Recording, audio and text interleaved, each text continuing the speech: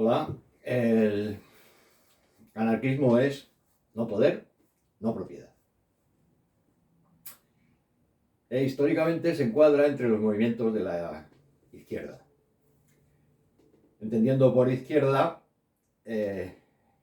aquellas instancias que preconizaban la oposición a los poderes establecidos, siendo los poderes establecidos a principios del siglo XIX, pues básicamente las formas conservadoras de poder.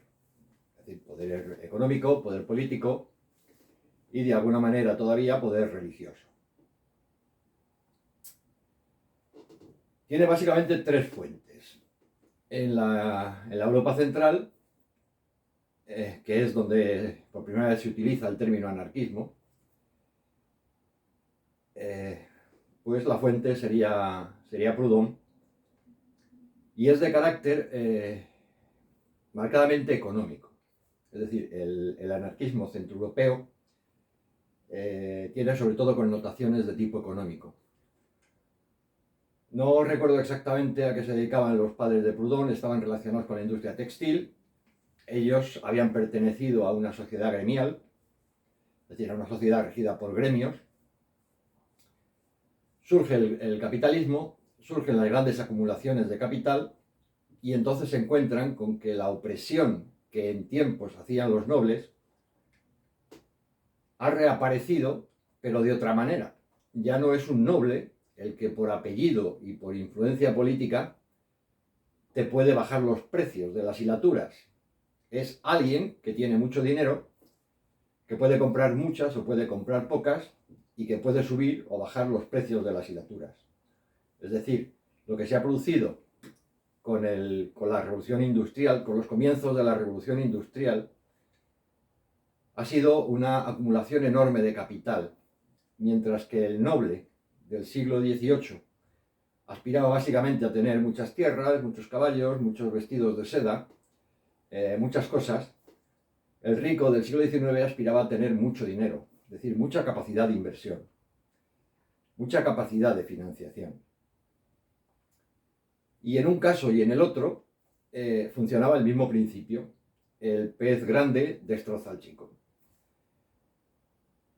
Y como reacción, pues surgen todos los movimientos clásicos de la izquierda, o lo que en este momento se consideran movimientos clásicos de la izquierda. El anarquismo tiene otro origen, que es un poco anterior en el tiempo, que es el americano, en Estados Unidos,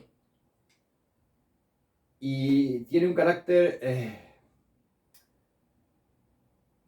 decir que tiene carácter político el anarquismo es una cosa muy rara, pero tiene un carácter más político. Es decir, es un anarquismo que surge en un país que en el momento en que se define como país, se define como una república. Es decir, se define como un sistema electoral. Y el anarquismo en Estados Unidos incide más en esos aspectos. Es decir, la tiranía puede ejercerse por derechos de sangre, pero puede ejercerse por muchas otras cosas, y una de esas otras cosas es haber ganado unas elecciones. Tú eres noble porque naciste en cuna noble y haces lo que quieres, tú haces lo que quieres porque ganaste unas elecciones. Es decir, es un anarquismo más crítico con los aspectos políticos de la situación que se está dando, es decir, la revolución industrial, y surge en un país que ya es una república, es decir, no pertenece al antiguo régimen. En origen ya surge como no perteneciente al antiguo régimen, surge como una sociedad ya no estamental, una sociedad que ya no es gremial, y eso desde el origen mismo. Y tiene una tercera fuente, que es el nihilismo ruso. El nihilismo ruso incide más en los aspectos morales. Es decir, se supone que tú eres algo o para beneficiarte o porque quieres hacer el bien de alguna manera. Puedes querer hacer el bien de muchas formas, ¿no? Pero al fin y al cabo, eso corresponde a la moral. No es exactamente política, no es exactamente economía. Corresponde a la moral. Y al final, ¿la moral qué es? Bueno, pues al final la moral es una elección. Ahora bien, si es una elección, si no hay una ley natural o no hay un ser al que un poder superior o una ley natural le ha dado la prerrogativa de hacer las reglas morales, toda regla moral que tú aceptes, la aceptas en última instancia porque tú has decidido aceptarla. Es decir, toda regla moral es un acto de libertad. Al ser un acto de libertad es un acto no necesario. Puedes optar por ello, puedes no optar por ello. Al ser la moralidad una serie, un conjunto de actos voluntarios, de actos libres, carece de refrendo. Es decir, es muy difícil decir qué es el bien y qué es el mal. De hecho, pues se puede creer que hoy es buena una cosa, mañana se puede creer que es otra, o se puede creer, si eres nihilista, que en realidad nada es el bien. Estas tres fuentes, una crítica hacia la acumulación de capital, una crítica hacia la acumulación de poder político proveniente de un sistema electoral y una crítica hacia la acumulación de capacidad legisladora en niveles morales, están en toda la base del anarquismo, es decir, son un constante que siempre está ahí. Siempre está ahí la crítica de la acumulación y la crítica del abuso que se da cuando se da esa acumulación. Siempre está ahí la crítica del poder, provenga de donde provenga y se haya conseguido como se haya conseguido. Todo poder puede llegar a abusar. Y si puede llegar a abusar, en principio es peligroso. E históricamente lo ha sido, en muchas ocasiones. Y no estamos hablando del siglo XIV o del siglo VII a.C. Estamos hablando de lo que anda sucediendo por ahí en este momento. Ha sido una constante el mal uso del poder. Y con la moral, pues ha sucedido lo mismo. Es decir, hoy es moralmente bueno lo que ayer era moralmente malo o moralmente neutro. Lo que hoy nos parece bueno, a los de dentro de un siglo, leerán historias sobre nosotros y dirán, ¿y cómo se preocupaban de esas cosas que no tienen ninguna importancia? Es decir, estamos en esa situación en la que están de alguna manera claros los problemas, no está tan claro para todo el mundo cuáles son las causas de los problemas, y se diga lo que se diga, nadie tiene claro qué sería un comportamiento virtuoso frente a esos problemas. Tenemos sistemas electorales. Es decir, no vivimos en democracias, para empezar. No hay países democráticos. Hay alguno que se acerca bastante, pero no hay países democráticos. Es decir, en ningún país gobierna el pueblo. En todos los países gobiernan los que tienen el poder. Y además existe pues, una constitución o algo parecido que formalmente les da ese poder. Lo que tenemos es una república. Tenemos repúblicas. Pero tenemos unas repúblicas muy curiosas, porque tenemos repúblicas, en teoría clásica se supone que todo lo que no es una monarquía es una república. Consecuentemente, pues había repúblicas dictatoriales. En ese sentido, pues es una utilización excesivamente amplia, excesivamente vaga del término, y no queda muy claramente definido qué es una república. Pero en términos modernos, básicamente, una república es aquella que está dotada de un sistema electoral que permite elegir un presidente. Y suele, o prácticamente en todos los casos, está dotada de alguna clase de sistema electoral que permite elegir una cámara, un cuerpo legislativo que sea el que hace las leyes. Es decir, vivimos en repúblicas, elegimos al que manda. Y le elegimos cada cierto periodo de tiempo. Lo que no deja de ser asombroso. Si se hacen unas elecciones, se presenta una serie de gente, y entre esa serie de gente elegimos, Pues la teoría dice que hemos elegido al mejor. Y si hemos elegido al mejor, pues ya está. Que esté ahí todo lo que dure. Y cuanto más dure, mejor. Pero no ese es el sistema que tenemos. El sistema que tenemos es que periódicamente tiene que presentarse a unas elecciones. En algunos lugares se le permite presentarse tantas veces como quiera. En otros lugares se le permite presentarse un número limitado de veces. Pero antes o después tiene que recibir el refrendo de la ciudadanía. Tiene que volver a ser legitimado mediante unas elecciones.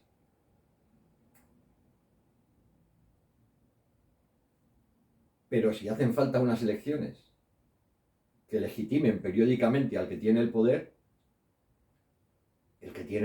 por principio, tiene que ser sospechoso de algo. Si no, no tiene sentido gastarse el dineral que cuesta montar una campaña electoral. El dineral que les cuesta a los partidos y el dineral que le cuesta al país. Las urnas, los colegios electorales, todo eso no lo pagan los partidos, eso sale de los presupuestos generales del Estado. Y la pregunta está ahí. Es decir, si hemos hecho las elecciones y hemos elegido al mejor, pues ¿para qué cambiarle? Bueno, cabe la posibilidad de que estemos sumidos en un proceso histórico y de que en ese proceso histórico se producen cambios. Es posible que hayamos elegido al hombre del momento, en un momento determinado, pasa la historia, cambian las cosas y el hombre del momento ya no es el hombre del momento. Hay que elegir otro porque han cambiado las circunstancias. Pero el cuerpo electoral sigue siendo el mismo. Si las circunstancias han cambiado y el que tiene el poder ya no vale, el cuerpo electoral que le eligió tampoco debería valer. Si él no se ha enterado de que las cosas son diferentes, no hay ninguna garantía de que el electorado se haya enterado de que lo son. Es decir, tenemos un sistema que nos garantiza que no va a haber un abuso. Pero resulta que no garantiza nada. Es decir, la garantía se basa en el hecho de que una serie de gente va a acertar cuando tome una decisión. Pero no hay ninguna necesidad de que acierte. No hay ninguna garantía de que el sistema electoral elija no ya al mejor, ni siquiera a uno que se haya enterado de algo y que con lo que se sabe y con lo que le cuentan, pues sea capaz de tomar decisiones apropiadas.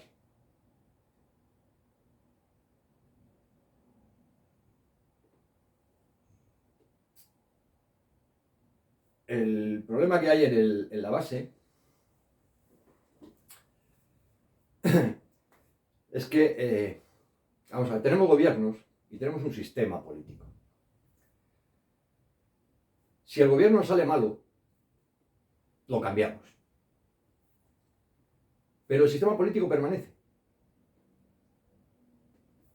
Si nos sale un gobierno malo, lo cambiamos. Si nos sale un gobierno malo, lo cambiamos. Si nos sale un gobierno malo, lo cambiamos. En este país se ha variado. Han gobernado los unos y los otros, porque al final la mayoría pensaba que lo estaban haciendo mal. Es decir, si un gobierno sale malo, cambiamos el gobierno. Pero el sistema que permite que aparezcan gobiernos malos no se cambia. Parece raro. Es decir, yo voy a la farmacia y compro una jeringa. La jeringa me sale mala y la cambio. Me vuelve a salir mala y la cambio. Y me vuelve a salir mala y la cambio. Y a nadie se le ocurre ir a la fábrica de jeringas y decir, oiga, que sus máquinas hacen mal las jeringas.